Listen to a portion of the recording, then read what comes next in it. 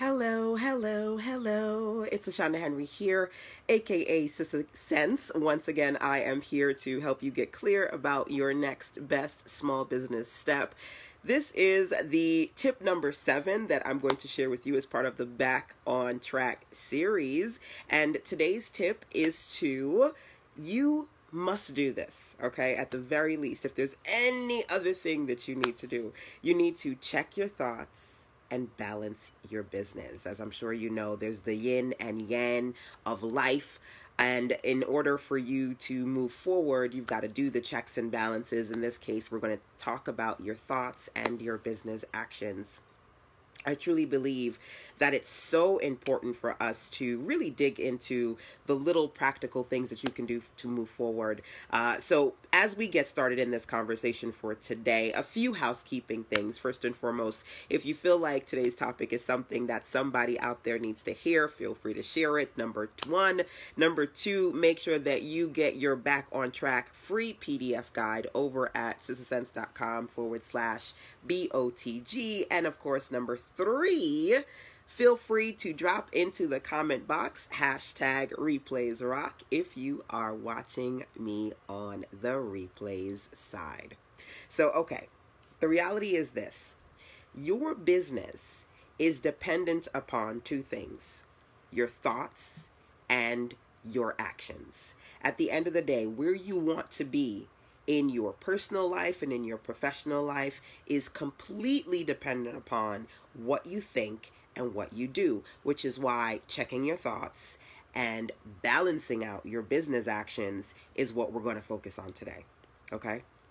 So the first part of this conversation, what I essentially want you to do is I want you to just take a minute and think about some of the thoughts that came into your mind this morning. I know a lot of thoughts come in and out. I'm curious, I'm sure scientists have probably done some sort of statistical report on how many thoughts come in and out of our heads on a daily basis. But take a minute to think about some of the things that you thought about this morning. Maybe the first thing that popped into your head this morning.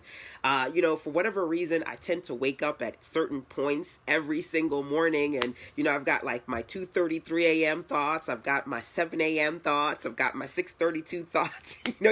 Your body just is like triggered to wake up at certain times. And then maybe you go back to sleep or, you start your day at that point. First part, again, think about some of the things that you were thinking about this morning. And if you can remember some of those things, here's what I want you to do next. I want you to think about whether or not you would classify those thoughts as good or bad, positive or negative. So when you started your day this morning and thoughts just kind of quickly came in and out of your mind, were they good thoughts? Were they positive thoughts? Were they optimistic thoughts? Or were they negative thoughts? Were they draining thoughts? Were they scary thoughts? What did you think about this morning? And you can describe them. Feel free to drop it into the comment box as you're thinking about this process. How did they make you feel? What did they make you feel? What were they about? Depending upon, your level of comfortability, feel free to share those things with me and the ladies in the circle here. Now, here's the deal. I want you to consider that, number 1, your thoughts are going to either power you. Hey, my dear, excited thoughts. Yes, Yolanda, I love that. Either your thoughts are going to empower you to move forward, or your thoughts are going to push you to move back, to slow down, to why bother? Don't do that. Don't try this, right? So let's think about, number 1, what you were thinking about, and number 2, how much those thoughts dictate what you do with your day, because that's a powerful thing. And some people are behind or not quite where they want to be because their thoughts are affecting their ability to take action. Okay, just real talk. So as I said to myself, I want to have this conversation with you all today again about your thoughts and your actions as far as what's happening inside of your business. I wrote down the following statement that I wanted to share with you. Okay, and for me, even when before I even share the statement, I'm just going to share a personal truth. Even when I find that scary thoughts or negative thoughts infiltrate my mind, I try to replace them with positive plans. Because at the end of the day, you have to keep moving, right? So I sat down and I wrote this down. I said, listen, I am too busy to be broken. You cannot break me. You did not make me. This will not shake me, because this too shall pass. I cannot control the thought, but I can control how long it lasts.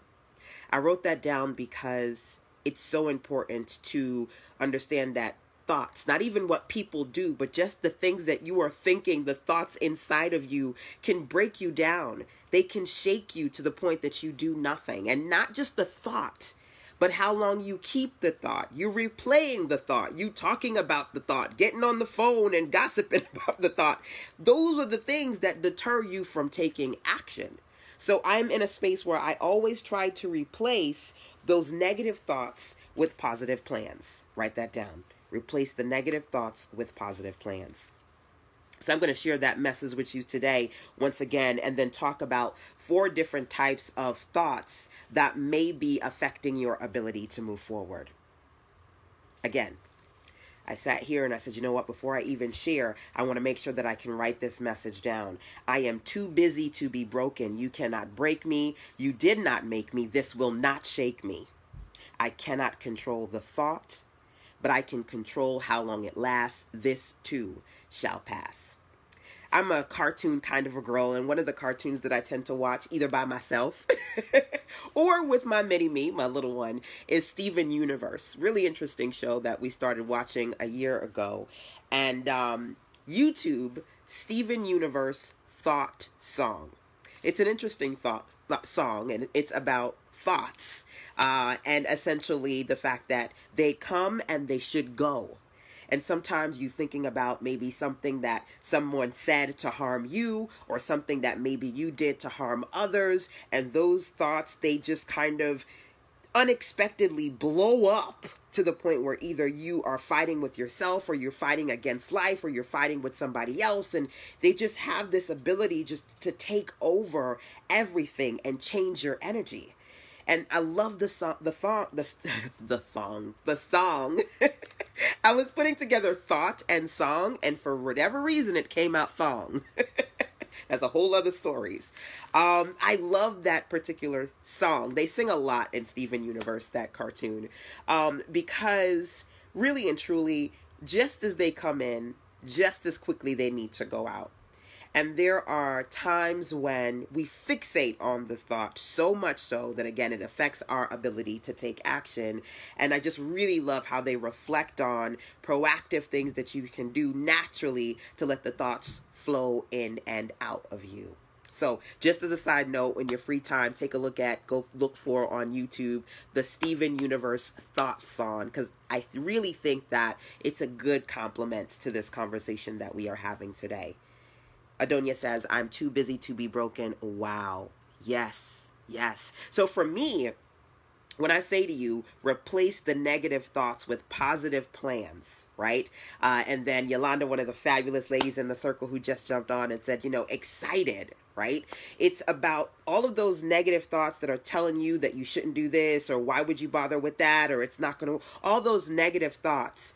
You want to replace them with, oh my God, I'm so excited, I'm going to do this, or you know what, I'm a little bit nervous, but I'm going to try that. Because here's the deal. When you are doing, when you are creating, when you are working, you're too busy to sit there and fixate on those thoughts that want to negate all the positive things that you want to do. Does that make sense?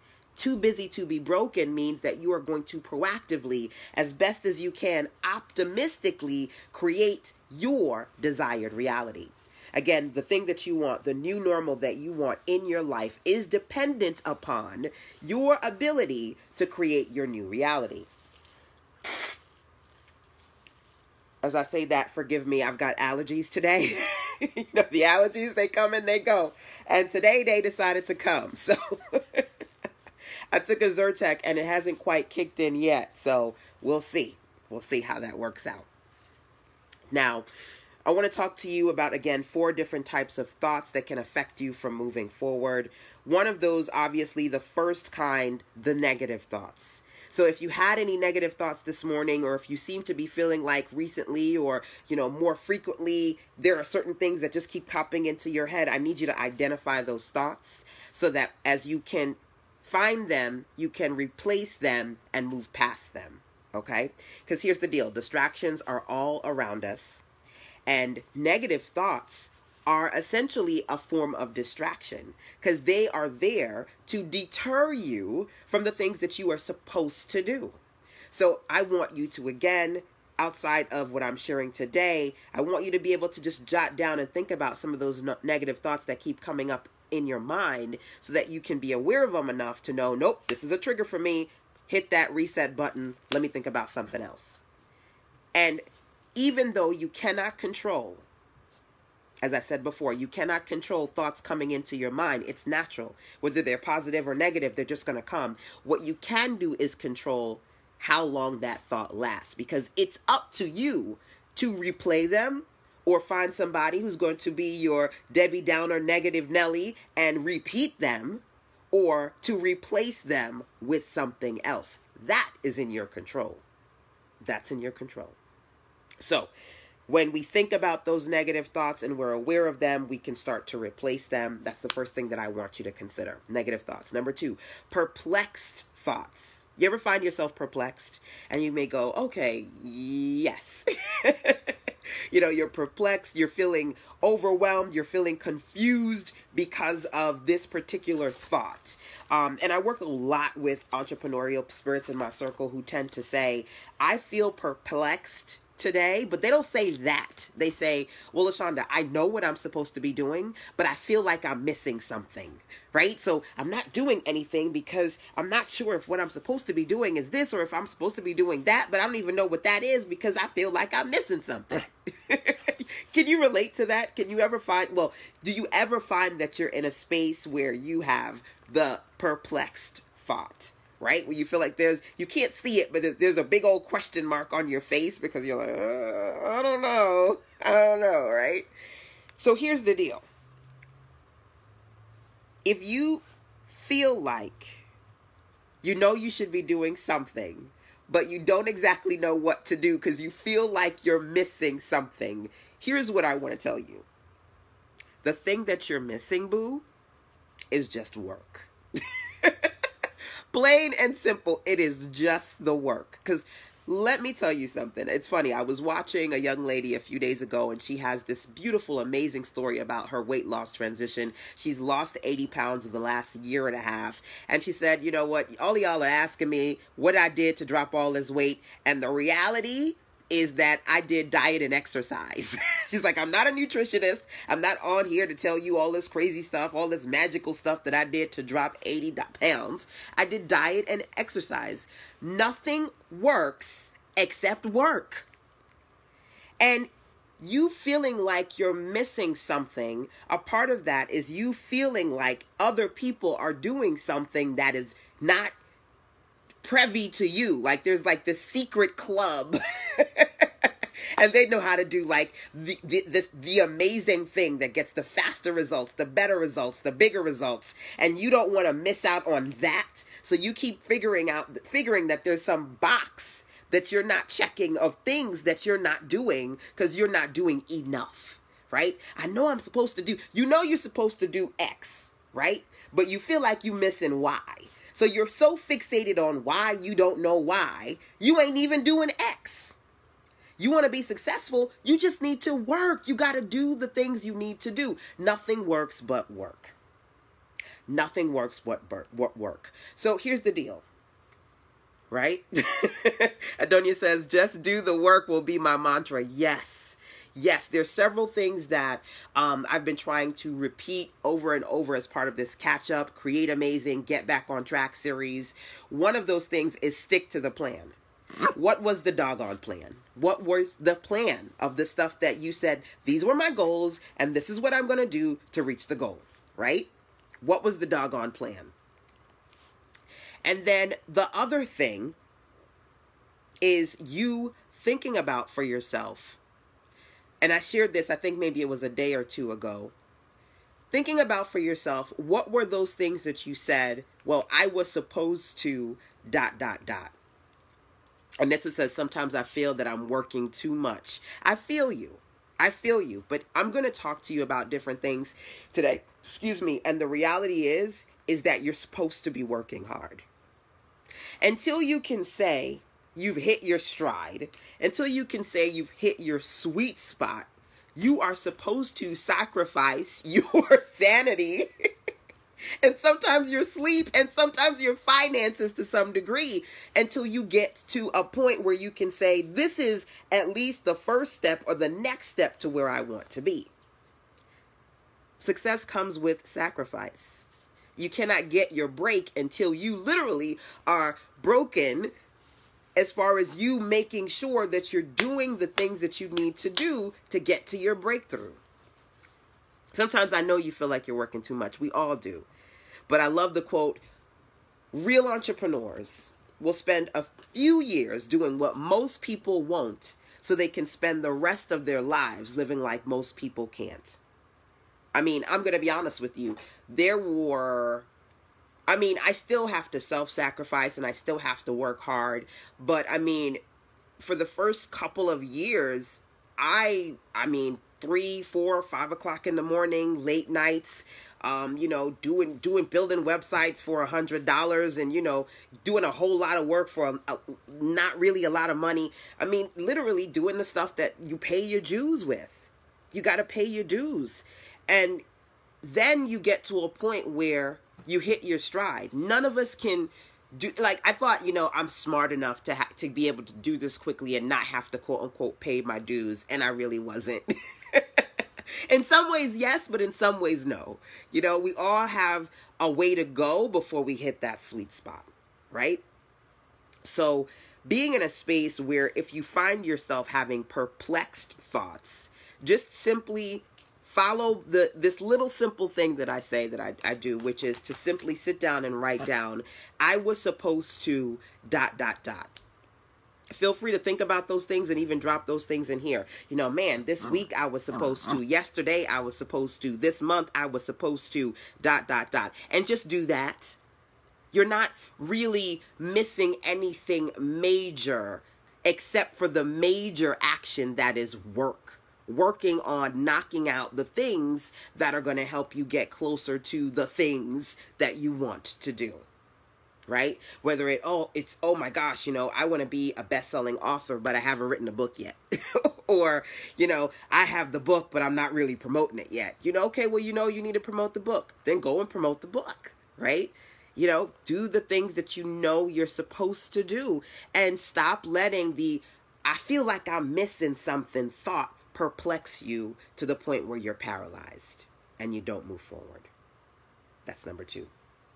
Number 3 here. Oh, wait, before I even share number 3, let me go back to number 2.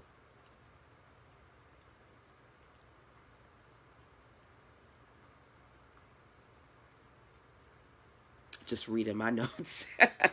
Okay, I think that's what I wanted to say.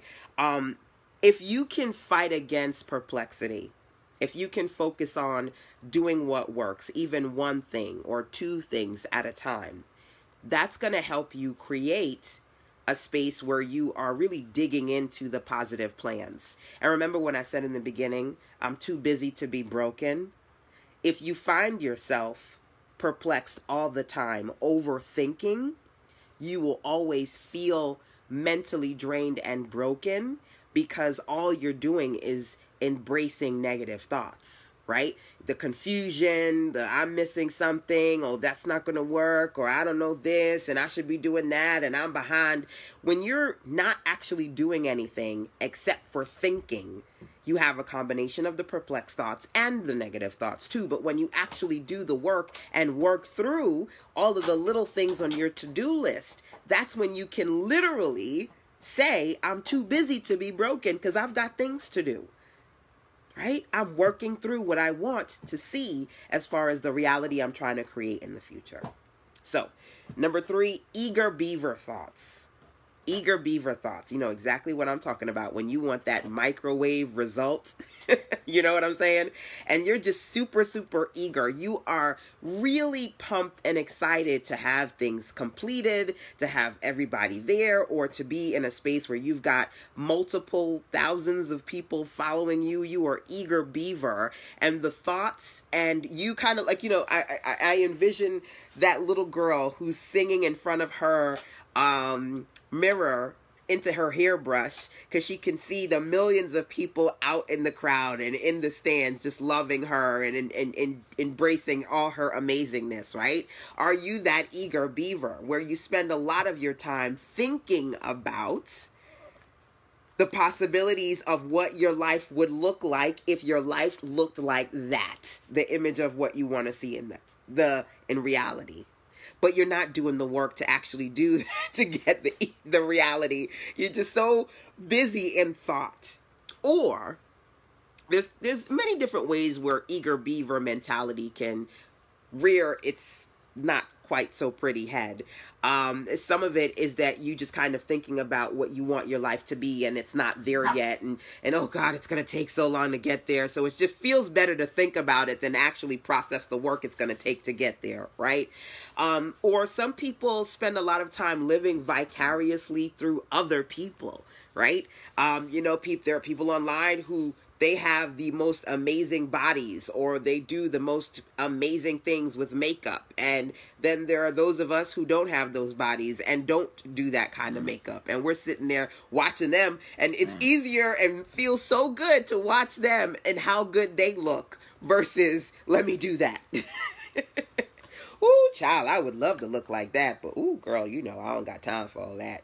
How long? You said it took you 2 years? 2 years to do that? Oh, no. No, I'll just watch you. Thanks. You know, it's kind of like, you know, I don't know what my son's generation is because, you know, he's only 11. You know, he's not a millennial, but I don't know what they're going to call his generation. But one of the things that a lot of us parents are calling them are the watchers. The instant gratification generation. You know, they're more satisfied watching somebody on YouTube do a thing than actually do the thing themselves. Oh no, it's going to take too long. It's too hard. It's just more fun to watch them play and watch their commentary. And I laugh when they laugh. And I get scared when they get scared. Learn the damn game. Get off the chair and get out the house and do something, right? But, you know, the eager beaver in you either is living through what somebody else is doing or the vision of what you want your life to be in the future. Is that a reality right now for anybody? Or can you see how maybe some of that plays out in your kids? If you, like myself, have kids who, again, are of this generation where they enjoy watching people more than they enjoy doing what they need to do to move forward. You are devouring another pen, aren't you? I'm talking to the dog. This looks like a pen top, Prin. Did you find another one? I don't know how she finds these things. So let's talk about eager beaver syndrome and some things that you can do to remedy that, right? The I wish I just had all this done like now. I'm going to think about my t-shirts. And I remember a few years ago, I wanted to start making t-shirts and I was looking at other people's stuff and go, oh my gosh, that's so cool. And that's so great. And I wish I could get all of this done now. So I said, okay, well, first step for me, do some research. Did some research and I learned about, you know, you got to learn about the technical terms that you're not aware of and just about any industry that you want to dive into. So when it came to t-shirt production, I learned about screen printing and I was like, oh, okay, I want to get into screen printing. And then at that time I was like, well, I can't really afford a screen printer. But then I discovered some people were doing DIY screen printing in their house. And then I found this thing that's called the Udo, I think, YUDU. Then I discovered that they were selling it at Joann's. Then I was like, can I get it at my Joann's? I drove to my Joann's. 10 minutes later, I bought the damn Udo because buying a Udo for $100 was cheaper than, you know, doing screen printing with somebody else for thousands of dollars. But then I went home and started doing it. And it wasn't the easiest thing to do. And I was like, okay, well, I want to do something else. So then a few years later, I invested in a designer. Go figure, me a designer, getting a designer, but I got a beautiful young lady who did illustrations and screen printing. So she made a design for my t-shirts, and then I purchased a set of t-shirts from her. And then at that point, when I got the design, I got another company to get the t-shirts on mugs, and then I got another company so I could get the t-shirts on my bags, and I slowly but surely moved forward. So if you are an eager beaver, there are some things that you need to consider, right? You know, you can either spend all of your time either vicariously thinking about what you want your life to be in the future, but never actually working towards it, or living vicariously through other people, or you can find a way to start moving forward, right? Donia says, you're too funny. You can find a way to start moving forward. Well, what do you want? Okay, well, if this is what you want the t-shirts, start figuring out what you need to do to move forward with that. Okay, number one. Number two, okay, well, what do you want? Okay, I wish I had all of this stuff done. All of this stuff done. Oh my gosh, that's overwhelming. All of this stuff may not be something that you can eager beaver, snap your fingers and get it done right now. So what can you do to have something that is a standalone version of the all everything? The first part of it, but not just a part that you start and say, okay, well, it's quarter done or half done, so I still can't do anything with it. Right? Because a lot of people find themselves in that spot. Raise your hand if there's a project that you started and then you're like, well, it's not quite there yet. I did 20% or 30%, but I didn't do enough to really be able to put it out there and do anything with it. Create a standalone version of what you wanted to do so you can move forward with that until you can move into the next part of it. I'm very, very big on that, right? So for me, I either do one or two of the following. Either I really just kind of tunnel vision dig into that thing, and I'm like, well, damn it, this is what I want to do. It's all or nothing, so I'm going to spend the next 3 days or 3 weeks or 3 months, and I'm just going to knock this thing out. I'm not going to do anything else but that thing. You're an eager beaver, you want to get it done, then get it done, right? Or if you really are not good at that, because again, I don't find myself to be a marathon runner. I'm a sprinter. And because I know that about me, I don't like the marathon running. I like the sprinting.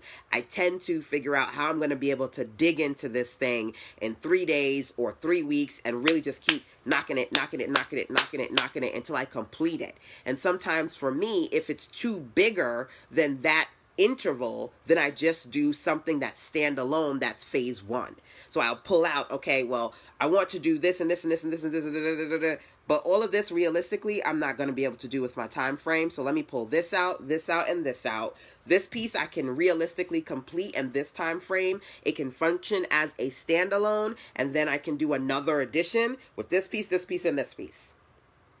That's how I beat the eager beaver thoughts. That's how I go from, oh my gosh, it looks so great. Look at what they're doing. I want to do that too, to this is my version. This is my process, right? So thinking about, again, whether you're going to carve out some time to do the whole thing or to pull out a piece that can stand alone on its own, something that you should consider, or ultimately get somebody else to do it for you.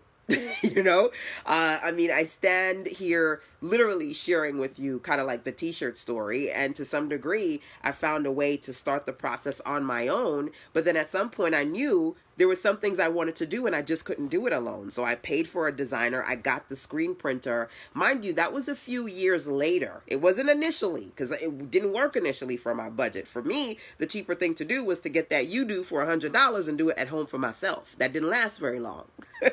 Right? But it was somewhere. I got that gratification of seeing my logo on t-shirts and printed, and then I moved forward to the next thing, right? Some of my earlier pictures of me and Sister Sense t-shirts, whether they be white or black or red, those were screen printed by yours truly, right? Versus the new purple ones that I have from my designer. If you are not, hey. If you ain't digging into tissue, you digging into pens. Doggone it. What you doing? Is this your butt? Is this your butt or your face? You know when you got a dog so fluffy you can't tell if you looking at the butt or the face? That's what we got going on right now. Okay. Are you digging for gold? No, that's my tissue. No, you a hot mess. Go over there. Okay. Here's the last of the 4 that I'm going to share with you. I have so much more because there's so many different thoughts that you need to check. And again, this conversation is really about checking your thoughts and balancing out your business. We're going to get to the second half of the conversation in just a bit. I'm going to share with you one more of these thoughts before we move forward. But again, as I said, if you find that you've got eager beaver thoughts, either carve out the time to knock out the whole thing or a part of it that can stand alone on its own without you just doing a piece and then never doing anything with it, or getting somebody to do the work for you. Hey, do what you got to do, right? Last of these today that I'm going to talk about is OPT, other people's thoughts. Ugh. You got to check your thoughts that are not really even your thoughts, but somebody else's, and they're infiltrating, they're in your head, ruling your life, in some cases, ruining your life. Other people's thoughts, okay? I want you to, for those of you anyway who find yourself struggling with negative thoughts, I want you to identify the source. Where are those thoughts coming from? Are they strictly from you, or are they they're from someone who you look up to? A friend, a spouse, a sibling, a parent, a coworker, a boss, a mentor, a minister. If they're negative thoughts, I need you to identify the source, especially if the source is not you and it's an OPT kind of a situation. It's an other people's thought situation. Either they are regularly voicing those thoughts to you, or they've done it enough in the past that now subconsciously they don't even have to say anything to you because their voice is just in your mind. Not necessarily 24/7, but sometimes you may find that it feels that way, right? Now, the reason why I need you to identify OPT, other people's thoughts, is because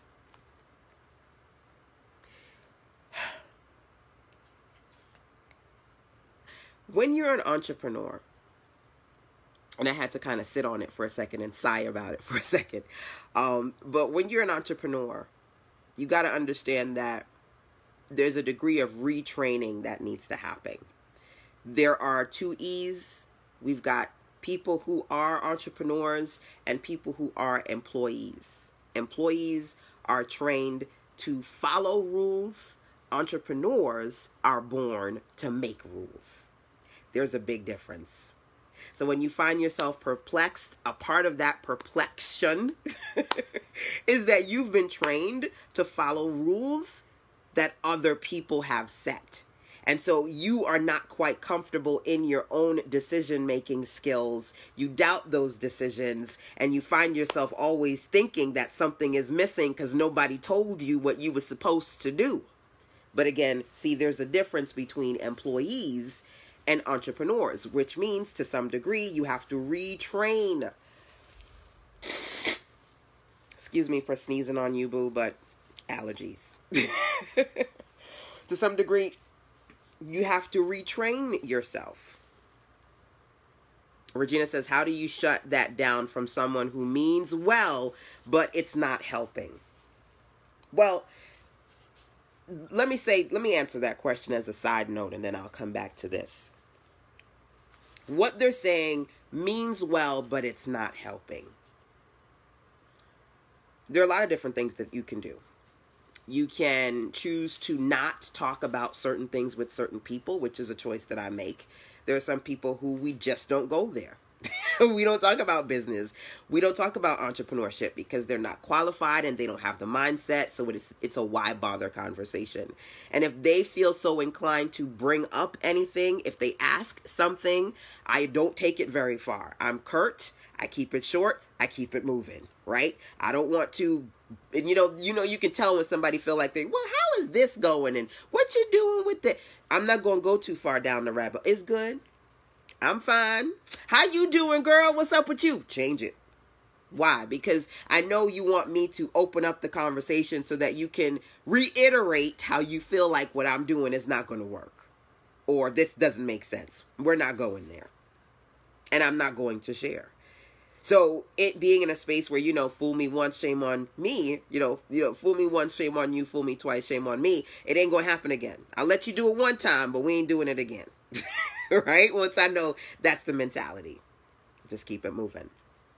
And also be in a space where you consciously understand that. You consciously understand that this person is not qualified and they're coming from a place of limiting beliefs because they have set limited beliefs on themselves. So you give them the grace of ignorance. Sometimes you want to be upset or offended or think that what they're saying is a reflection on their perception of who you are and what you're capable of, when in reality, what they're saying has more to do with their own personal limitations on themselves and fears than it has to do with you. Because again, employees are trained to follow the rules and entrepreneurs are born to make them. There's a difference. Nobody's born to follow the rules. It has to be drilled into us. So we got to break out of that as an entrepreneur and get confident in making decisions for ourselves. So if you find yourself in those spaces and they mean well, and they're not trying to offend, don't catch it, catching your feelings, right? They got that in my feelings challenge. Don't get so much in your feelings that you don't talk to them anymore, or you get offended, or you find yourself in a fight, or, you're passive aggressive, and, you're not going to get them to become that person. Maybe one day they'll become a free spirit or find that some degree of entrepreneurship is for them or some part of that mindset is for them. But why, and this is just my opinion, why take the time to try to fight them or beat them into understanding how you think, or be aggressive towards them or passive aggressive towards them because they're not as supportive as you would like them to be? Let you be your foundational support and then find other people around you who are like-minded to support you. Okay? Got on my soapbox a little bit, but that was a good question. And hopefully that can provide some form of direction as far as what I would recommend there. Now, understanding that there's a difference between employees and entrepreneurs, you've got to be able to identify what you want to do in your life versus what other people have defined as what they expect your life to be. So it's funny because this morning I saw this really quick video on Facebook of a young lady, she's a Nigerian, and she said, my parents said that either I was going to be a doctor or a lawyer or a disappointment. Point period blank, the end. You either going to grow up to be a doctor or a lawyer or a disappointment. There's no middle ground, number one. Number two, there's no you making a decision as to what you are supposed to be. This is what we have set out for you. Of course, that's not what she did, and she paved her own way. But you can see how that could affect you when people are already telling you this is who you're supposed to be. You can't be anything but that, right? I have something called the Content Creation 90-Day Challenge. And one of the ladies who participated in the challenge, when she listened to the first part of the audio series, she messaged me in near tears. And she said, what, LaShanda, I know that your mother-in-law has a prayer line. And I was going through some stuff, and I was 2 steps away from saying, LaShanda, I need her prayer line. I need to get on there. But I had a spiritual kind of like an awakening when I listened to your training. And even though the training was on content creation, the way you said it and what you said, it allowed me to realize that some of the things that are hindering my ability to do these things is that I've got some internal shame and guilt that I need to deal with. And I was like, wow, I was floored, because at the end of the day, I always thought of myself as a technical, strategic person, and to know that the more I grow as a mentor, the deeper I'm able to really help and serve the people that I need to serve. That was a wow moment. But really, more importantly to this conversation, what was really wow was her saying, I realized that some of when I'm hindered or I'm afraid of being rejected or putting things out there because I'm worried about what people will think, some of that is guilt from the fact that I decided to do things in my life as an entrepreneur that my parents didn't expect of me, that people didn't want to see. And there is a young lady who I follow, the six-figure chick, Cece. And a few days ago, you got to forgive me. So you're seeing all kind of random parts of me. Because between the pens and the tissue paper, print is trying to turn my floor into something crazy. You know, I didn't catch all of her live stream, Cece, but at some point she said, you know, this is me reflecting on the anniversary of me leaving my job where I was barely making $20-something thousand a year, and now I'm making that in that's like the low end of how much I would make in a month. How crazy is that? And she said, you know, my husband didn't want me to leave my job, you know. There are people who were like, you're crazy. This doesn't make sense. This is not going to work. My apologies for the horn. Allergies today. But she said, can you imagine how different my life would be today if, as opposed to doing what I wanted to do, now I'm making on the high end of 5 figures a month, according to her, that wouldn't be. Because there's power in you making your own rules versus you following the rules of other people. And so as an entrepreneur, if you feel like you're behind, some of that might be the OPT, not your thoughts. Even though you're thinking them, you're thinking things that have been implanted into you by other people telling you that it's not the right time. This is crazy. It's not going to work. You know, why would you leave a good job? You know, what the hell is wrong with you, right? Understand, they're different. You're different. Be able to differentiate between the thoughts that are genuinely your own and those that are coming from other people. So that's the first part of our conversation today. And I say that to say, feel free to drop into the comment box and share with me of if any of these kinds of thoughts are affecting your ability to take action in your business, which is the second part of today's conversation. Whether they be thoughts that are negative thoughts. Are you struggling with negative thoughts? Are you struggling with perplexed thoughts? Am I missing ... Are you struggling with eagerbeaver thoughts? Oh my God, I need to get it done now. Why isn't it not done now? Yay, it would be so great if it was done now. My life was perfect now. Yay, it would be great if I could just hit the microwave and be like, yay, it's done. Yay. Right? Or are you in a space where you're struggling with OPT, other people's thoughts, right? Strangling your own, overtaking your own, overpowering your ability to be optimistic because you are anxious about the possibilities of the future based on what other people are saying to you. Try lemon, lavender, peppermint, and coconut oil essential oil blends for your allergies. Ooh. Okay, I think I might have to do that. I might have to come back on the replay side and write that down. Thank you, Anissa. Thank you. Okay. So, what's the next thing that I want us to touch on today? I said to you at the very beginning of this conversation, the reality is this: where you want to be as far as the new normals you want in your life are completely dependent upon your thoughts and your actions. So the goal of this back on track conversation is to, number one, check your thoughts, which we did first off, and then number two, balance your business.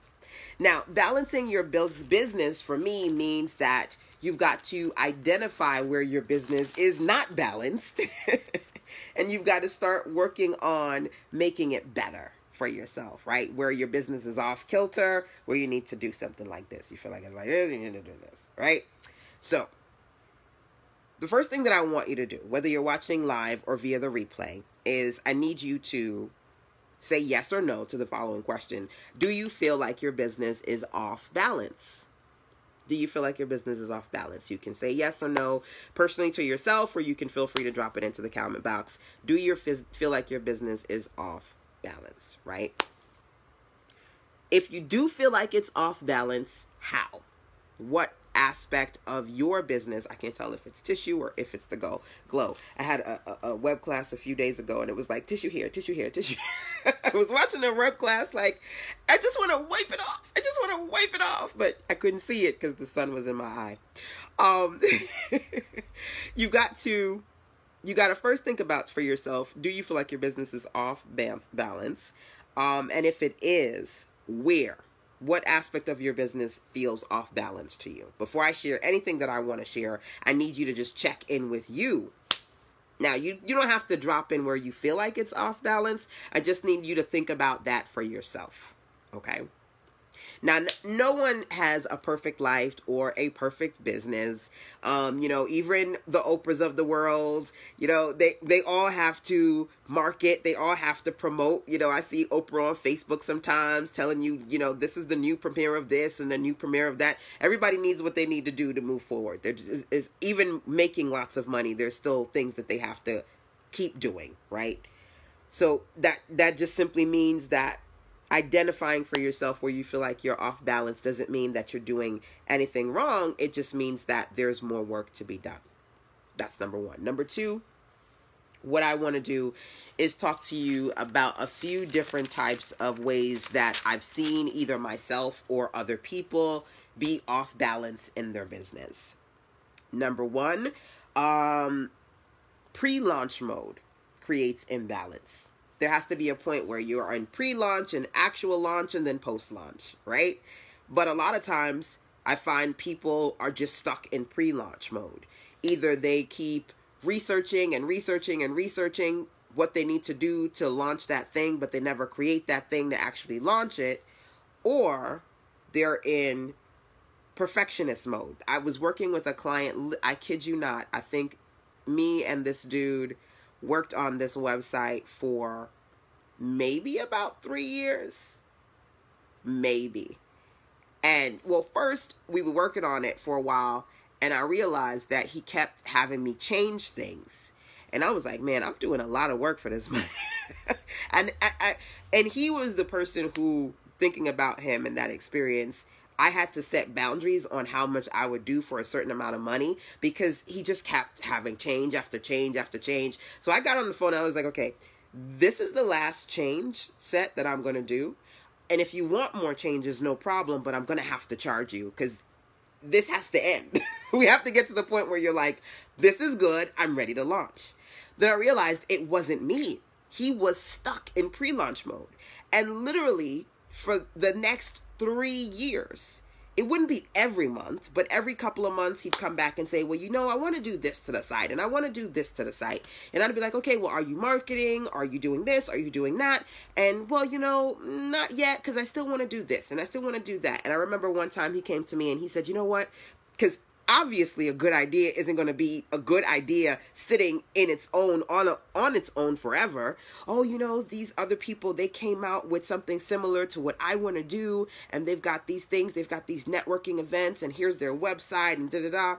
And I was like, well, he's like, well, their site doesn't look as good as what we've created. And I was like, hey, listen, there are people out there who are less qualified than you doing what you want to do because they believe in themselves. Okay, they've got a group, they've got a tribe, they've got networking events, they have people actually buying into the stuff because they launched. When are you gonna damn launch?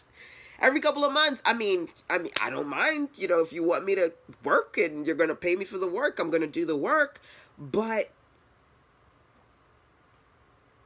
and it got to the point where all the new good we created together eventually became outdated because, yeah, it would have been hot and great when we did it and launched it using the features that were trending at the time. But 3 years later, they're not trending anymore. And people are using other forms of technology. New advancements have come up and you trying to figure out how to launch something that's dated. Your imbalance is you're in pre-launch mode. Oh, tweak this, tweak this, tweak this. And some of that, again, is perfectionism. That particular client, when I started doing his website, was the first time a client mailed me what looked nothing short of blueprints. Like he sat down and drew out what he wanted visually to see as far as the website was concerned. Some people micromanage And he was a true perfectionist. True perfectionist. I describe him for several reasons because I want to be able for you to visually identify what it means to be in pre-launch mode. But I also talk about him specifically because, he isn't necessarily somebody who I work with now. I wouldn't be surprised though if me just talking about him today, tomorrow I get an email from him out of the blue, because that's what divine right timing is. We always still have a wonderful working rapport. It's just that, personally he was challenged with launching. I also talk about him just so that you don't feel like I'm talking about you specifically. Because it's funny. There are times where I'm doing a live stream and somebody be like, you talking about me, aren't you? And no, I'm talking about somebody who like you, but I'm not talking about you per se. But if that is you, that's an opportunity to check yourself today, right? Are you in pre-launch mode? Right?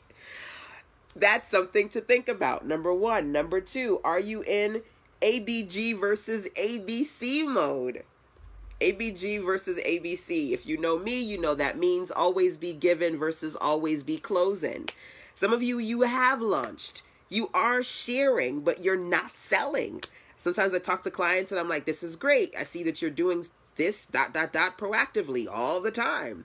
You're giving out great information, whether you're giving out graphics or video or audio or blogging or podcasting. This is some good stuff right here. Are you selling? Not really. Have you connected any of these free things to any offers? Not really, because the ABG feels better than the ABC. Some people are off balance because while they are sharing and providing value, they do not feel comfortable closing, selling, making deals, talking about their offers, which prevents them from moving forward. Anybody in that mode? All of these things create imbalance when either you're stuck in pre-launch mode or you're stuck in ABG versus ABC mode. And I'm not going to go through all of these because, of course, if I did that, we would be on this all day. But I do want to share a few of these that you can identify outside of you just simply knowing internally where the imbalance is coming from. Because the first thing I said to you is, if you do feel like your business is imbalanced, where do you feel that's coming from? Okay. The next one here is in, I need the website to work better for me mode. I'm a web designer. So I work with people who come to me and they say, I need to redesign LaShanda because the website is not working like my website. I need it to work like your website. Like your website works for you and mine doesn't work for me. And I get that to some degree. There are things that you can do to create a better website that will work better for you, right? So there are times that people are going to my website and buying things without any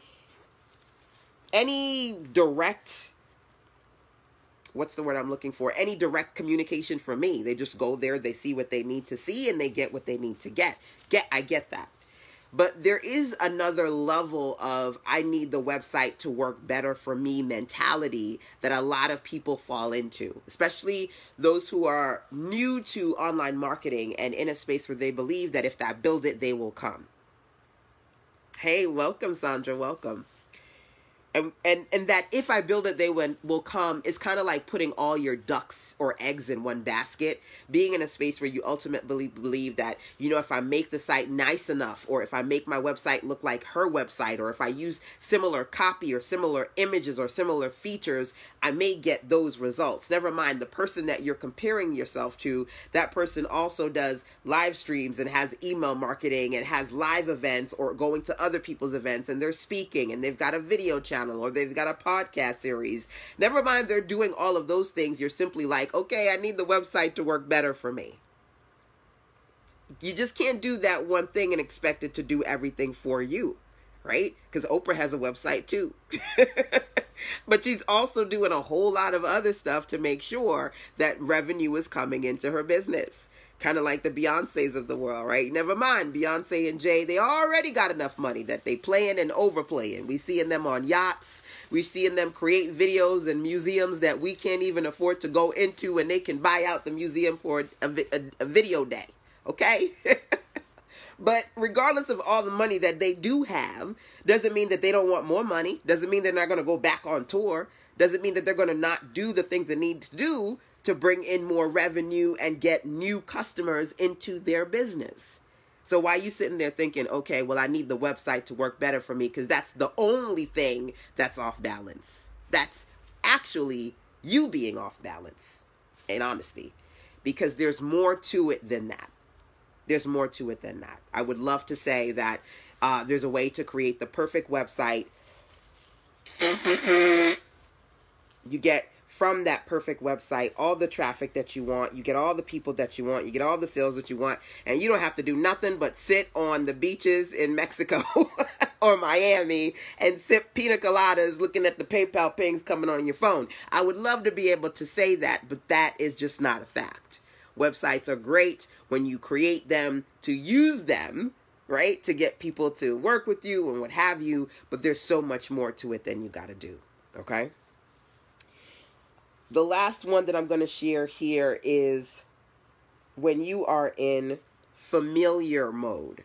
Familiar mode. Familiar options only mode. Okay? What does that mean? That means you're in a space where you're only going to create things, you're only going to try things, you're only going to promote a certain way based on what is comfortable, easy, and or familiar to you. Right? You know, when I talk to some people and I say, okay, well, how about you go and reach out to so-and-so? Oh, no, I don't want to do that because I don't know them. They don't know me. They might reject me and then I'd feel horrible, right? Or, okay, well, how about you try this initiative? Oh, I don't want to try that because if I fail at that, oh my gosh. All right. I always tell people your next level begins where your comfort level ends. But for some people, they're in a space where, as you know, they're doing the same thing over and over and somehow expecting different results. Are you in a space where all you do or all you're willing to do are those things that are comfortable to you? They come naturally. Oh my gosh, you know, me talking to people or, you know, me doing email marketing or me going to workshops or me buying a table for $30. That's the easy thing. How many workshops you going to go to and spend $30 to $50 or $100 on a vending table? Great. I mean, that's one thing that might be working for you, but what else can you do? If you find yourself and you keep doing the same things over and over and over, but when people present you with other things, you may sometimes even subconsciously say, man, that's a great idea, but I ain't doing it. I mean, I teach every single month different money marketing and sales marketing strategies in my mastermind. And there are some people who try them and some people who go, wow, that looks good. And they just love looking at what I'm saying, but they haven't actually done it yet because they haven't left their space of familiarity yet, right? Some people, it just feels good just to watch and see the possibility of what they can try, and maybe they'll try it later, but they're not doing anything right now. These create imbalance, right? Right? I saw this message on Instagram a few days ago, and it said simply this: there's a difference between people who will talk to you in their free time versus people who will find the time to talk to you. There's a difference, right? So there are some people who, you know, if it's convenient for them, they'll talk to you in their free time, versus people who will make the time to talk to you. Whether it's convenient or not, they will create a space for you to communicate. I share that because there's a degree of flexibility in that message. There's a degree of, it matters more to me to connect with you and to help you and to do something that's either going to work just for you or maybe work for me, because if you're working with me, then that's me helping me, right? There's so many flexibility messages and growth messages in that statement that you might block yourself off from when you go, oh no, well, if it's not on my free time, it's not happening. If it's not convenient to me, if it's not something that can fit into my routine, it's not an option. Familiarity only. That creates imbalance. Because the reality of the situation is that as an entrepreneur, you're going to have to go through growing pains. As an entrepreneur, you're going to have to find ways to make yourself flexible and bend yourself. Not so much that you break, you know, but bend enough that you almost broke it, right? You got to make some self-sacrifice. And when you find that self-sacrifice just doesn't seem not nice and you're not willing to do those things, you're not going to. You're not going to. It's funny, I was listening to a young lady a few days ago, and simply she said, you know what, I was doing all of these things and I did get burned out, so I took a break. And she said, you know what, but in all honesty, I worked so hard. I had at that point positioned myself to be in a space where even if I did nothing or little to nothing, I was still going to be bringing in money. Now, that doesn't work for everybody, right? You'll notice that there are times that I do a lot of live streams and there's times that I don't do any live streams. Because the reality is, yes, live streams are great. And if I did them 15 times a day, I'm sure that that would significantly multiply my ability to reach new people. So yay. But at the same time, if I never do a live stream, I still have an existing audience and I still have people who refer people to me. So I have some semblance of me being in a space where I, paid my dues, right? There are new dues to pay to get to that next level. So for example, if I want to get, again, exponentially new people coming to me, then I've got new dues to pay. I've got to be on live streams 15 times a day. It ain't and if you don't want to do it, that's my choice. That's your choice, right? You choose to be where you want to be. And being on live stream 15 times a day, maybe it's unfamiliar to me. But either you have to say, I'm in a sweet spot, I'm in a position to take a break, or I'm not. And it really depends on where you are.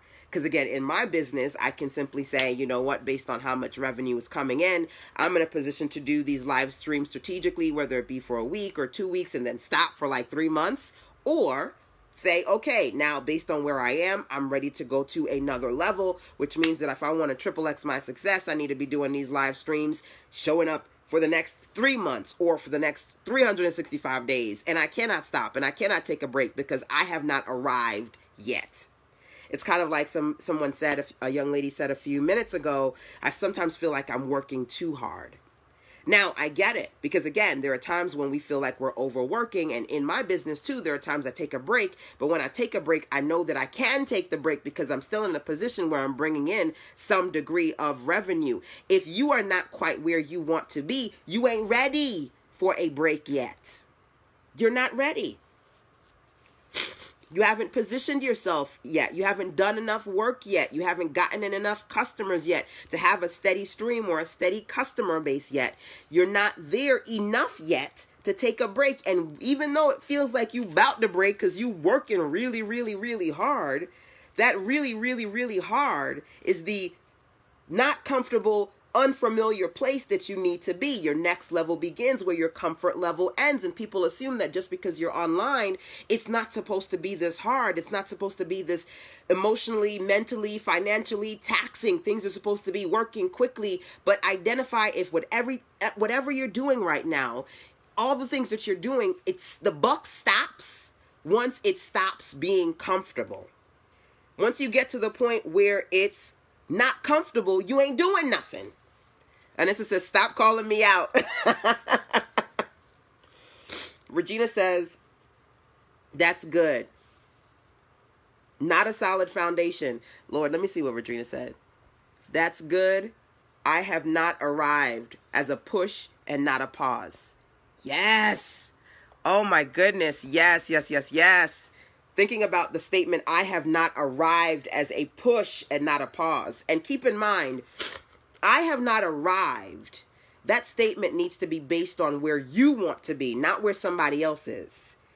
Where you want to be.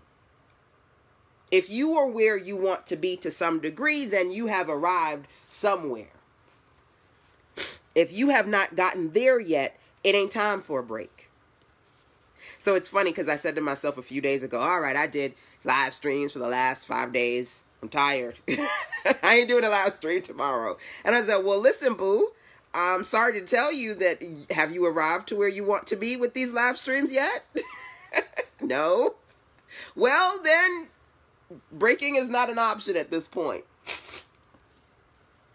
Breaking is not an option at this point. You still got some more work to do. I'm sorry to tell you, right? So in some cases, once you identify where it is that you want to be based on your standards, it's up to you to identify based on your standards whether or not you're in a position to just pause and stick to what's familiar versus stretch yourself and do the unfamiliar so you can get to that next level. Okay? So, that being said, let's talk about what you need to do to create balance. So essentially I've shared with you 4, but then you adding on your own personal one, being in a space where you have 5 different types of potential modes that you can be in that would cause you to be off balance. You, number 1, identifying where you feel your business is off balance, number 1. But then, of course, number 2, 3, 4, and 5, being in a space where you identify if you are in ABC versus ABG mode, being in pre-launch mode, being in, I'll let the website, do the work mode versus being in only familiar options only mode, right? Thinking about that, now let's talk about some balance strategies. Anissa says, oh my, I will have to listen to live stream every day.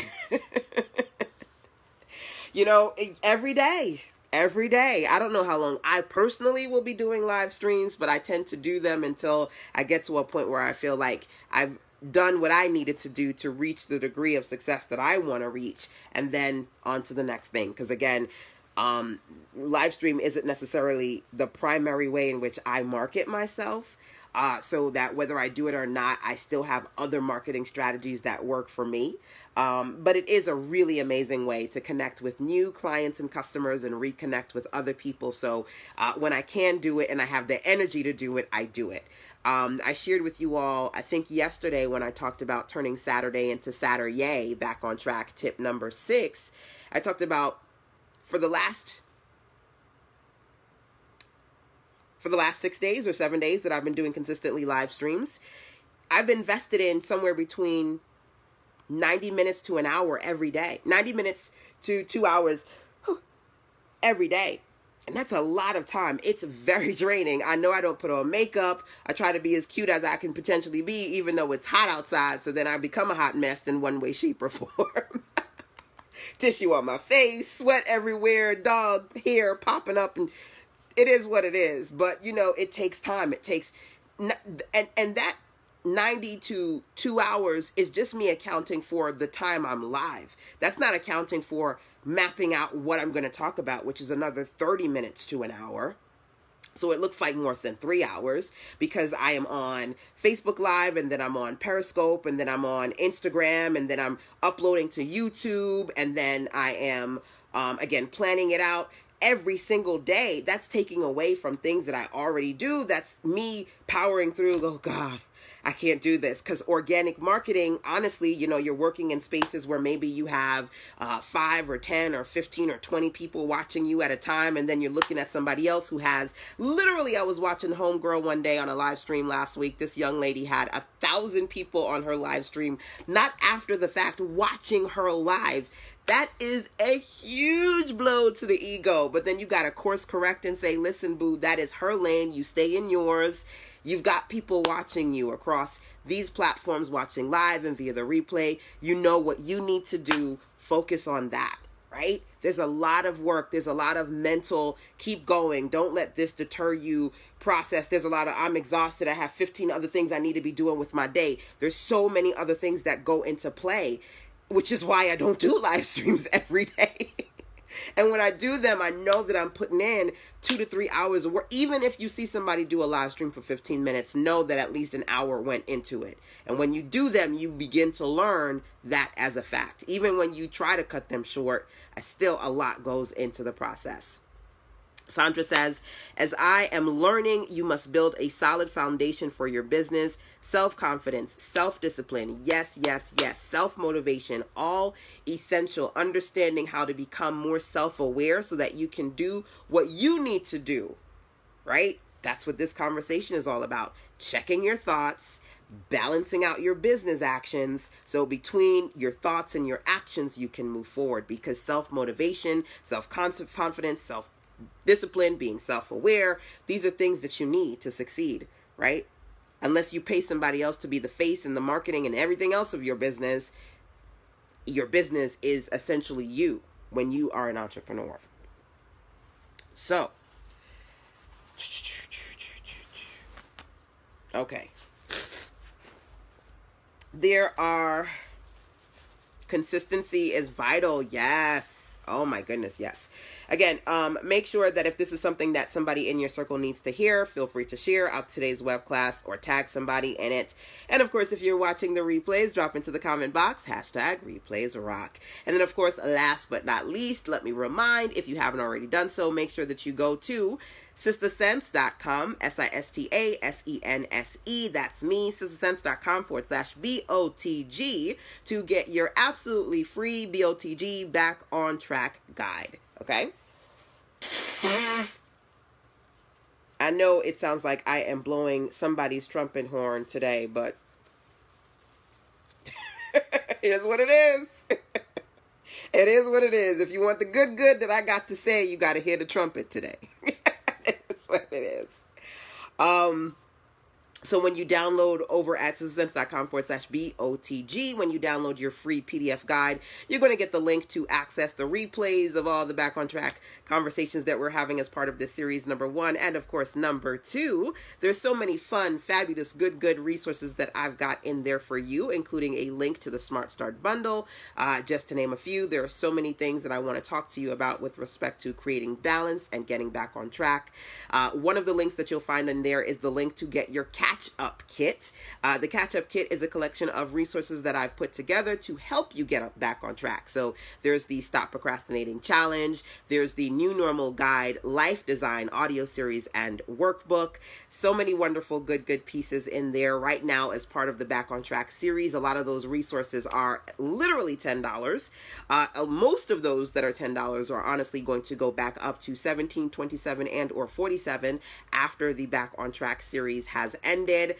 Some of these are going to start to go up after Tuesday because the holiday weekend promotion will be ending because, of course, opportunities expire, and we want to make sure that if you want to get it, you go get it. So if you want to review, if you haven't already reviewed what's inside of the Catch-Up Kit, you can literally create your kit by taking advantage of the resources that you feel like would work best for you. Again, some of those are $10 for a few more days, and then they're going to go back up to $10, $17, and or $47. Okay? I'm sorry, 27, 17, 27, or 47. But for right now, a lot of those resources are $10. I especially would recommend the Stop Procrastinating Challenge, as it's one of the things that I really have been digging into as far as you identifying either parts of you that are either hindering you negative thought-wise, or parts of you that are putting things off and sending your business off balance so you can do more as far as being proactive and taking action. Okay?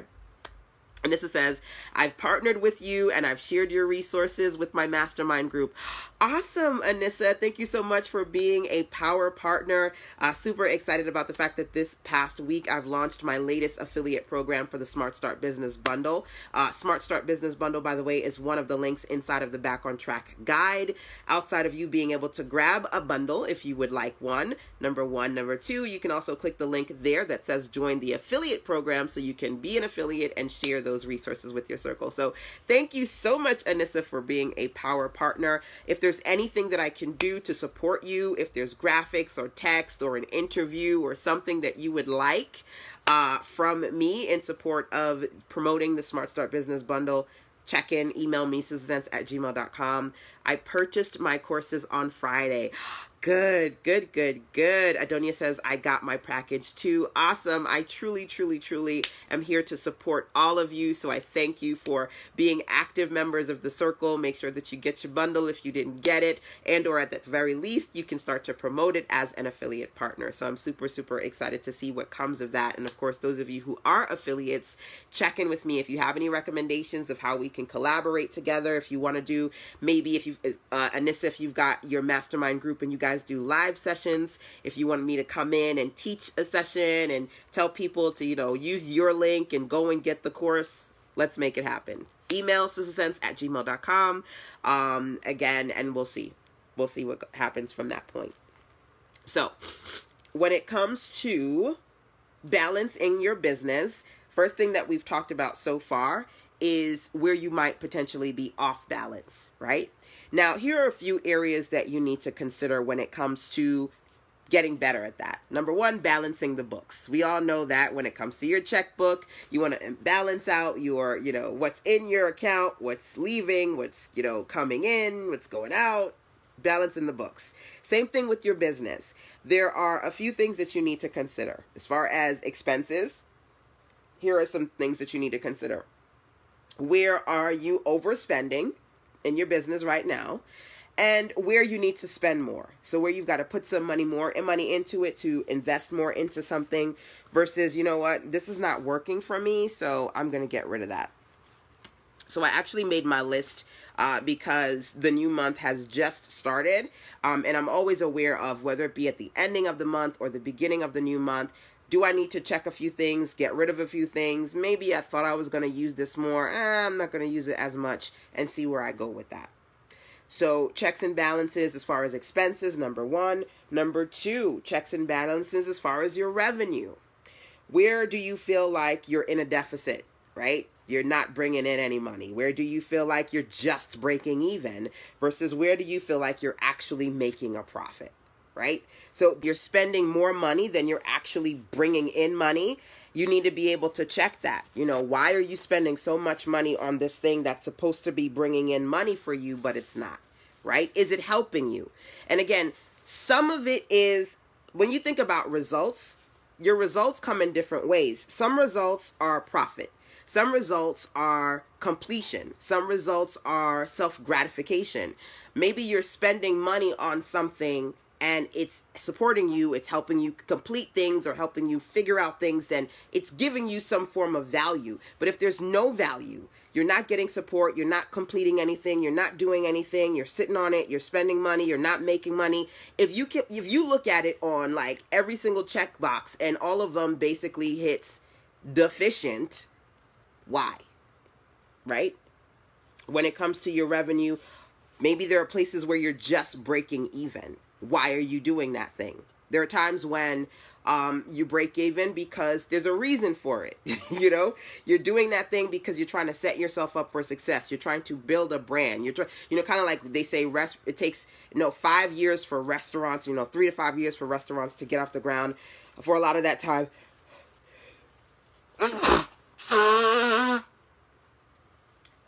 for a lot of that time, they're just barely making a profit, or they're just breaking even. They're doing that for a reason. They know that there's a bigger purpose. They know there's a light at the end of the tunnel. They know why they're trying to they keep doing it, even though they're not making a lot of money from it, right? If you've got a reason to being okay with breaking even, what is it? Right? Because sometimes you don't necessarily need to, again, focus on the profit, or there are other valuable pieces to consider. Or are you in a space where you are making a profit, and you're like, okay, man, this is a decent amount of profit for me. And it's something that either I need to identify as, how can I get new people to see that so I can get new customers? Or based on these customers that are buying it, how can I really dig in to identify what they need more of? Whether it be me giving them this thing again or creating something new for them. Okay? And that's something to consider as well. So, when it comes to the funds, as far as what's going out versus what's coming in, again, we want to take a look at, as far as your expenses, where are you overspending versus where you can spend more. So you can start to balance some things out. And then, of course, when it comes to your revenue, taking a look at as far as what you're selling, where you feel like you are in a deficit, where you feel like you're just breaking even, and where you feel like you're actually making a profit. Based on those numbers, that's going to help for you identify what you should be doing next. And of course, if you don't know how to look at the numbers or how to work better with the numbers, then of course you're going to need somebody to support you and provide you with some clarity around that. So, balancing the books, number one. Balancing out your focus, number two.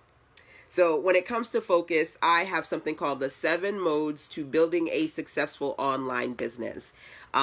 You'll find it's absolutely free. It's a free ebook. When you go to your sistersense.com/BOTG, when you get your free Back on Track guide, you can download. It's on the support services page. On the support services page, which is the last page, it says something like, click here to get your copy of the free guide, 7 modes to building a successful online business. Now, I created that free guide because a lot of people say to me, LaShanda, I don't know where I should start. I don't know what I should be doing right now. And essentially inside of that guide, I explain that at any given time, really, you should be doing, well, let me say this. I mean, your day is going to be comprised of different things that you do. I mean, that's just how things are. But overall, your focus for any given month or maybe series of months, usually for me, I do things within a 30 to 90 day period so that, I can work within each quarter, like have something that I'm focused on for every quarter. With that being said, at any given time as an entrepreneur, you should have one particular mode that you're in, right? So maybe you are in prep mode where you say, okay, well, I'm trying to figure out what my options are, what my possibilities are, and you're doing research. And research is good, knowledge is good, education is good, training is good, courses are good. But if you only do that, that's when you find yourself off balance. When everything is training, research, knowledge, read another book, take another course, that's when you've got a problem. When you're doing more of that and you're not implementing and actually creating, that's when you find yourself off balance. So there is the prep mode. And then there's the planning mode. When you say, okay, well, now that I've prepped, I've decided that this is the thing that I want to do. This is the product. This is the program. This is the project. Then you're in planning mode. You're planning out what it should look like, all the pieces, and then that's good. You should be planning out that particular thing, right? And then another mode is production mode. So you're in a mode where you're like, okay, now that I have a plan, I'm actually going to produce this thing. I've been working on it, creating this, creating that, produce. Then you get to promotion mode. So it's done. It's published. You shared it. Now let's promote it. Let's get some eyes on it, right? And then there's the profit mode when you're focused on your sales and your profit and your revenue. I mean, there are different modes to this thing called building a successful business. And for me, is one way of creating balance is to find your focus. I remember I had the opportunity to, number one, take a picture with the amazing Lisa Price, the creator of Carol's Daughter, multi-million-dollar beauty line. But also I had the opportunity that day to listen to her speak because she did the keynote for a Black Enterprise event that I had gone to that day. And somebody asked her about balance. And she said, you know what, for me, balance is, be 100% of who I need to be that day and don't drop the baby. What does that mean? She was like, listen, when I need to be a great boss, I do that. I focus on that. When I need to be a great mom, I do that. I focus on that. Don't drop the baby. She's like, you can't be a great mom and a great boss and a great spouse and a great this. You can't be all of those things all at once. You got to be really good at this thing, this one thing, and focus on that. And of course, in the process of doing that, just don't drop the damn baby. Don't find yourself, doing the octopus when you've got all your hands in so many different pots. You make the mistake of, dropping your child, be in a space where balance is whatever it is that you're doing in this moment, you give your all to it and you do that thing to the best of your ability, right? I truly believe that you can have everything that you want in life. You just might not be able to have it all at the same time, right? So for me, when I say that and I share the 7 modes to building a successful online business, I believe that sometimes the majority of what you do is either focus on your production or focus on your promoting or focus on your planning and really dig into that one thing versus feel like you have to have your hand in 15 pots and do 15 different things all at once. Right? So identify for yourself what mode you really need to be in right now and give yourself the gift of understanding and patience if you're not doing 15 things right now, right? Oh my gosh, I feel like I should be doing this and this and this, and I'm only doing you're doing exactly what you're supposed to do. The word only should not affect you to the point where you feel disappointed and or behind, right? So think about for yourself balance coming in the form of you using focus. I love the acronym follow one course until successful. You using your ability to focus on one thing to really dig in and get that one thing done. Okay? So prepping, planning, producing, promoting, just a few of the things we talk about as far as the 7 modes to building a successful online business. You can dig more into that inside the free ebook guide. Again, that free guide, that is the downloadable guide, is available to you on the last page of the Back on Track guide, which you can download at sizzlesense.com/BOTG, which stands for Back on Track Guide. And it's the last page. It's on the support services page. Okay? So another thing that I want you to consider is your cash flow goals. You want to create balance. Obviously, you have to actually be bringing in money into the business.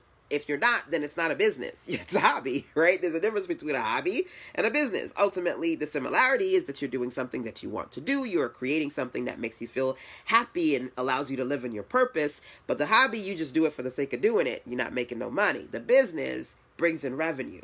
So working on your cash flow goals is you doing the things that you need to do to consistently create products, promote the products, actually bring in sales, sell the products, rinse and repeat, keep it moving, right? So, what's interesting as part of this process, as part of the Back on Track series for the last 7 days, I've been pulling out marketing and sales strategies for you guys. And these strategies are literally me pulling out pages from the Position to Profit Planner and the Cash Flow Goals audio series, which, by the way, is one of the resources you'll find in the catch-up kit. Remember I said to you, when you click on the catch-up kit link in the Back on Track guide, that's a collection of resources that you can download to help you and support you in trying to grow your business. The Cash Flow Goals audio series is really the heart of it, is a 7-day cash flow calendar. So for every day of the week, I share different money marketing and sales strategies that you can try. I'm going to take you into today's day, which is Sunday sales prep, in just a second. But you being able to, whether you're using my calendar or creating one for yourself, balance is you realizing that being in business means you actually have to make money. And I know that that just should be common sense, but really it's not. There are a lot of people who define themselves as entrepreneurs because they have an entrepreneurial spirit. They love creating. They love supporting people. They love serving people. They love living in their purpose, but they're not actually making any money. They do have an entrepreneurial spirit, again, but the business side of bringing in revenue. Now, here's the deal. If you brought in $1 today, okay, you made some money. If you sold something, maybe you're not selling and making as much money as you want to. That's a different conversation. If you're bringing in some money, honey, you are an entrepreneur. But if you're just in a space where your entrepreneurship stops at, well, I love to create. I've got some entrepreneurs out there that they stay in creation mode because it gives them a happy hit. When they create, they feel good. When they, they see that they've made a new book or a new course, or they launched a new product or a package, they feel good. But that feel good feeling goes away once they try and sell it and nobody buys, or they get a few sales but not as many as they want to sell. And so in order to get another happy hit, they go and make something else. That creates an imbalance. When all you're doing is promoting, and not promoting, but when all you're doing is producing content to sell and never really getting to a point where you feel like you consistently sell well, you're off balance, right? So you've got to be in a space where you work towards consistent cash flow goals. And one of the ways that you can do that is by utilizing the cash flow goals calendar. So let's dive into Sunday sales prep so I can talk about that for a little bit. And then I'll share one more balance your business recommendation. I really didn't think it was possible for me to sneeze for the whole web class. I thought that. I was like, maybe like 10 or 15 minutes into it, my Zyrtex will kick in and my nose will stop running. Yeah, 30 pieces of tissue later, that hasn't happened. I don't even know what time it is, but didn't happen. Okay, so this is the page that we're looking at today, Sunday sales. You can download your 36-page Position to Profit Planner, as well as listen to the full Cash Flow Goals audio series. When you download your Back on Track guide, click the link that says Create Your Catch-Up Kit and look for the Cash Flow Goals resource, okay? So, use this worksheet to prep, plan, and prepare for your money, marketing, and sales goals throughout the coming week. First thing, question, what is your daily cash flow goal for the week? So, your daily goal, how much do you want to make every single day for those of you who actually have products that you're trying to sell? Maybe you've already set this goal with me, which is fabulous. You want to remember to remind yourself, what was the goal that you set before that you were, yay, super excited about? Or maybe you want to set a new one, right? What's your daily goal? For me, my daily goal, my reach goal every day is $300 a day. $300 a day for 30 days is $9,000. That is my reach. That's what I am working towards, to have that level of consistency. 300 a day, 30 days, 9,000. Base goal, at the very least, 200 a day. 200 a day creates a space where that's 30 days, that's 6,000. If you're looking at $100 a day, 30 days, that's 3,000. So for you to be able to identify realistically, you want to hit a certain monthly goal. How much do you have to make every single day to hit that goal? That is Sunday sales prep. Being very clear about what you want your daily goal to be for the week. Number one. Question number two, what do you plan to sell to hit that goal? You know, there are some people who come to me and literally say, LaShanda, I love the way you break this down. And yes, I want my daily goal to be $100 so I can hit 300, or I want my daily goal to be 200 so I can hit 6,000 for the month. But I really don't have anything to sell yet. I am claiming the daily goal, but I don't have anything to sell yet. I appreciate the love. I appreciate the passion. But in all honesty, in order for you to get to that goal, you have to have something to sell. And so let's keep it real. If you don't have anything to sell yet, you should not be in this mode. You should be in planning mode. You should be in prepping mode. You should be in a space where you actually are creating something to sell so that you can hit this. See, but everybody wants to have their hand in all the pots. And you don't need to. You don't need to have your hand in all the pots. You have to have your hand in the right pot right now. So if you don't have the products and services to sell, you need to be prepping and planning and producing the products and services you want to sell. Because the first question is, well, what are you going to... Well, the first question is, again, what is your daily goal for the week? Right? And then the second question is, well, okay, now that you got your daily goal, what you going to sell to hit the goal? That needs to be next, right? The next question is, how do you plan to market this week? So now that you know how much you want to make and what you want to sell, how you going to market? How you going to put it out there? What you going to do to make it work for you? These are all questions that you need to ask yourself. These are some of the questions that I talk about inside of the Sunday sales prep day as part of the Position to Profit planner. And what I love about the printable version of the planner is that you can print these pages out as needed, because this is not a one-time conversation. This is you consistently going back to these things, whether you choose to do it every single week or you choose to do it every now and again when you feel like I need to refocus, get back on track, and get inside my Position to Profit planner. And this says my daily goal is 100 to 200 per day. Okay. So good. Getting clear about where you want to be is the first step. Number two, what exactly are you going to sell to get there? And then, of course, number three, what you're going to do to market the things you want to sell, right? So let me kind of take a page out of my own personal book and talk about that experience and how that works for me as far as sales prep is concerned. Now, this has been an interesting week because, well, the week that's coming up. The past week has been interesting. As you know, I've been doing a lot of live stream. Video marketing is definitely a very effective way to reach a new market and or to continue to reach your existing market to sell, right? And so one of the things that I've been focused on promoting this week is, well, I've been simultaneously promoting two things, to be honest with you. The catch-up kit and the small Smart Start bundle. right? And for me, normally I focus heavily on email marketing. It's kind of my primary marketing. I mean, I do different things, but I'm very much a consistent email marketer. And over the course of the last week, really digging into the Position to Profit Planner, I've done a lot of these Get Back on Track live stream video sessions with you all. So that's kind of been where I've been, right? But what's interesting about that is listening to the feedback that I've gotten from a lot of ladies.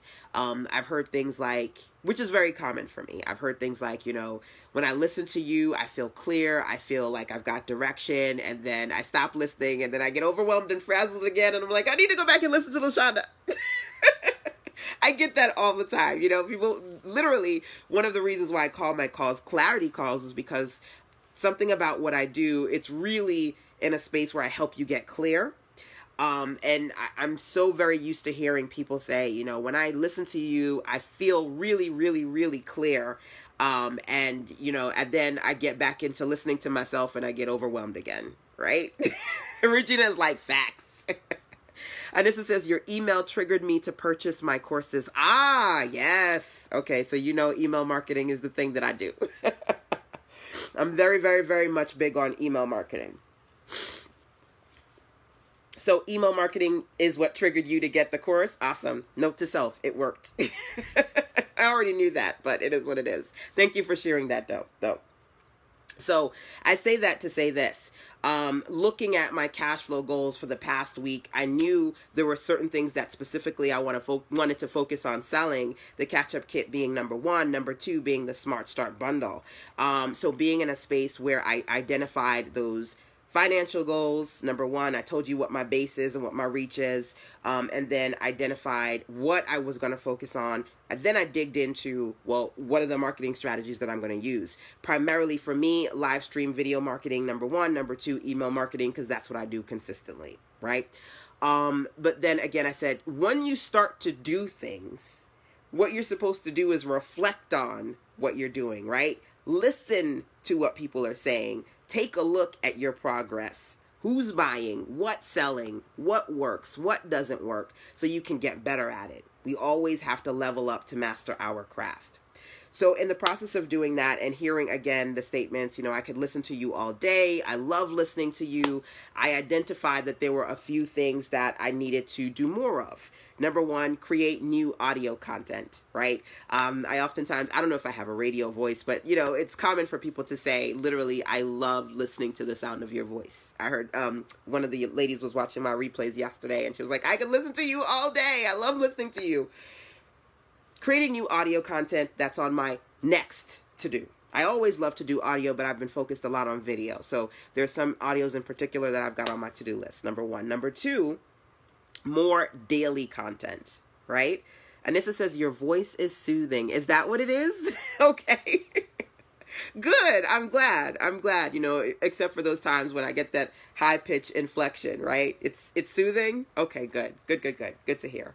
Outside of, you know, new audio, thinking about those things that I really want to do daily, whether it be daily in some form of automation or me doing it daily manually every day, really reflecting on what's the content that I'm going to do more daily as far as marketing is concerned. And then more traffic on some of my best older content, more traffic on some of the things that I've created already that's free and fabulous. It's so important that outside of you getting better at doing new, because new is good, new content is good, new audio is good, new live streams are good, at some point you will find yourself burning yourself out if all you do is new, right? And so, for example, one of the things that I have that I absolutely love, that I worked hard on, that really is very useful to you is the 7 modes to building a successful online business. And so, even though it's not something that I created yesterday, it's something that I did create to serve. And so I made sure that when I shared a short list of support services, it was one of the first things there. So being in a space where I said, okay, well, I need more new traffic on some of that best content that's going to serve my audience, it was definitely something that I put into the mix. And I mean, as a side note, me doing that for myself, it's an opportunity for you to check how much of that are you doing for yourself. How are you thinking about either the kind of content, the forms of content that your audience likes to consume from you? How are you thinking about how you're going to drive new traffic to you? How are you thinking about what you're going to do as far as diversifying those things you automate versus do daily? And how are you going to create new? I mean, these are just things that I reflect on when it comes to me identifying how much I want to make, what I'm going to sell, and how I'm going to market. Because I don't necessarily do every single type of marketing strategy every week. I do diversify, but when I do diversify, I tend to focus on one kind of thing. And this week, I've really been putting my foot into the live stream. Again, spending, honestly, anywhere between 2 to 3 hours, because most of these web classes have been at least an hour long, and that in and of itself, plus the planning the class. After this, I'm going to go on Periscope and Instagram, so that's going to be another 30 to 40 minutes. So it's really an in-depth process, right? So I kind of wanted to, outside of encouraging you to think about your Sunday sales prep, kind of take a page of my own book and talk about some of the things that I'm doing to process that. Now, outside of what I'm doing to prep sales, what I did last week versus what I'm doing this week, the last way that you can help support balance for yourself in your business is to think about your tasks. Right? And I kind of alluded to that a second ago. When you think about your tasks, there are 3 in particular that I want you to think about. What you personally are going to do in your business this week. What you are going to automate in your business this week. Versus what you are going to delegate in your business this week. So that's an opportunity for you to really just kind of start to get the ball rolling and say, okay, well, this week I'm going to create this, I'm going to promote that, I'm going to do this live stream versus, okay, well, this week I have this, autoresponder that's going to go out, or a promotion that's going to work for me, and I've automatically put together that funnel that's going to work out. Like, what are you going to do, right? So that you're working on your goals. So there are a few things that I've kind of put out there in a form of an automatic sales funnel sequence. And one of them I launched today because today is Sunday sales prep. Because we're in a holiday weekend that honestly, it's going to keep going until I think about Tuesday, because tomorrow is the actual holiday. The thing that I launched today was a giveaway. I had a giveaway that I launched last week that's going to end on Tuesday. And I have another giveaway that I launched today that's also going to end on Tuesday. So I've been doing different promotions throughout the week leading up to the holiday. And so this promotion, I don't know if you've heard about it because I sent it out to my email list, but it's possible that maybe you didn't see the email or you're not on my list. And this promotion was for a gift download. I have 4 versions of what I call the Smart Start bundle, and the light version is available for a limited time for a limited number of people. So after it hits a certain number of people who've downloaded it, and or it hits Tuesday, either way, at some point it's going to go away. And so if you were to go to the Smart Start bundle link, again, that link is inside of your Back on Track guide. Click the Smart Start bundle. If you use the code, all caps, LBFD. LB stands for light bundle. FD stands for free download. So if you use the code LBFD, you can get a free download. Now, it's going to expire soon because I've said it's only going to be for a certain amount of people, number 1. And number 2, whether that amount of people get it within the next few days or not, definitely by Tuesday, that code is going to expire. And that's an opportunity for me to give people an opportunity to get one level of the bundle. And see how many people not only take that one level, but they go and invest into another level, because you can either use that code to get the light bundle or use the credit to upgrade to the level up premium or essentials bundle, whichever one. So it's there for me to do a couple of things. I have so many wonderful people in my circle, and some people, they want to get things, but they can't afford it. Just being honest. So it's an opportunity for those people who want some form of a resource from me, but they don't have the finances to get it for free, so long as they jump on it in a timely manner. It's an opportunity for me to show my appreciation. I consistently send emails out to my community, and to be able to say thank you for staying and not unsubscribing. Here is a gift. Show appreciation to your customers. Customers' appreciation is one of the ways that you keep your customers, right? Maybe not all of them, but a good percentage of them. It's an opportunity for me to see how the promotion works overall, whether people just go then download the free version, or they go, man, I don't even just want the free one. I really want, the essentials bundle, or I really want, the level up bundle. So let me take that code LBFD and just get the other bundle, right? It's an opportunity for me to test out that promotion. And it's an opportunity for me to give people the opportunity to try before they buy, which is one of my marketing strategies. For those people who maybe they've never heard of me before, this is the first time they're getting something from me, to be able to have that first thing be something valuable, so valuable that they go, wow, I love this. I'm going to go back and get the next one. Because a lot of times people will take advantage of a free or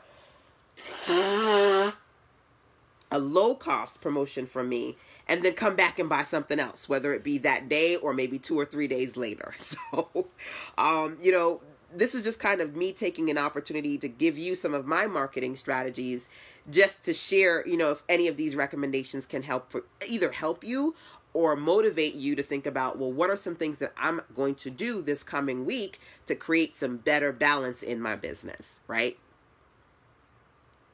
Anissa says, we need a Black Friday training course. Oh, it's already done. So I have something that I've been doing for like the last 2 to 3 years, and it's called Finish Strong, Start Stronger. I used to do it as a training, and then I did a 30-day challenge. Last year, I did a 90-day Finish Strong, Start Stronger challenge. So literally, some ladies started in October all the way up until January. Some ladies started in November all the way up until the beginning of February. And essentially, I shared a lot of marketing strategies, end-of-year marketing strategies, and Black Friday was definitely in the mix. So it's already there. It's coming. Everything kind of comes at certain times. But yes, it is the Finish Strong, Start Stronger challenge. Can't wait to start. All right. Definitely look out for it, because it's coming. It's coming. And so, it's funny that you mentioned that, because for me, a part of this conversation around creating balance in your business is creating your own personal traditions. So whether it be my Back to Business virtual challenge, or my monthly mastermind, my Wednesday clarity calls, or Finish Strong, Start Stronger that I do at the ending of the year, or I do Maintain Your Momentum in spring. All of these different things that I've integrated into my business branding allows me to have balance. So I can say, okay, I know what's supposed to be happening this month or this quarter, just based on the traditions that I've created for my brand. Side note, hint, hint, something that you may want to do too. So those are some of the recommendations that I wanted to share when it comes to this conversation around creating balance in your business. First part being identify where you feel like you're off balance, or maybe you can say that one of the off balance modes you resonate with that you need to course correct for yourself. And then of course, sharing with you some solutions, things that you can do to get better at either balancing your books, balancing your focus, balancing your cash flow goals, or taking a good look on how you can balance out the tasks that you complete during the week. Again, when it comes to tasks, identifying those things that you're going to do for yourself, those things that you're going to automate versus things that you are going to delegate and ask somebody else or multiple people to do. So you've got a team supporting you in your efforts to move forward. So this was a very, very long session for today, which I planned for, which is why I didn't do it this morning. I did a few other things this morning. But hopefully you guys found it helpful. Today we really wanted to focus on what you need to do to check your thoughts and balance out your business, the yin and yang of it all. Really, really something that's important to me, near and dear to my heart. As I wrap up today's session, make sure that if you do need any support, or if you have any questions, you can email sistasense@gmail.com, or when you go to the sistasense.com website, you can click the gray tab on the right to send me a voice message. I think my phone is about to die too, because this has been a very, very long session. So let me just put it on charge just so that it doesn't die and I get to close out this session. Forgive me, my hand. is in the way, and now I'm screwing up other things. Screwing up other things. Okay. I might have to hold it like this because the cord can only go back so long for some reason. Normally, it's pretty good, but for whatever reason, today it's like, nope, not gonna work. Not gonna work. All right, so let me just hold it like this for 2 seconds as I wrap up today's session. Again, okay, does that work? I feel like it does temporarily. Okay, so again, thank you so much for joining my session for today. Just to recap, think about the thoughts that you're thinking, whether they be negative thoughts, perplexing thoughts, eagerbeaver thoughts, or other people's thoughts, preventing you from moving forward. Distractions are everywhere. Definitely beware. And of course, number 2, think about the balance that you want to bring into your business. More action means more success. The only thing that's going to work is work. So are there things affecting your ability to work on your business, whether they be imbalanced, not just thoughts, but other things that are unbalanced for you, being in pre-launch mode, among some of the few things that I mentioned there, plus the other recommendations and solutions that I wanted to share as far as you getting on balance. So those are things that we talked about today. Yay! That's it for me today as far as getting back on track. Make sure that you get your back on track guide at sizzlesense.com/BOTG. Until next time, take care, guys. Mwah. Bye.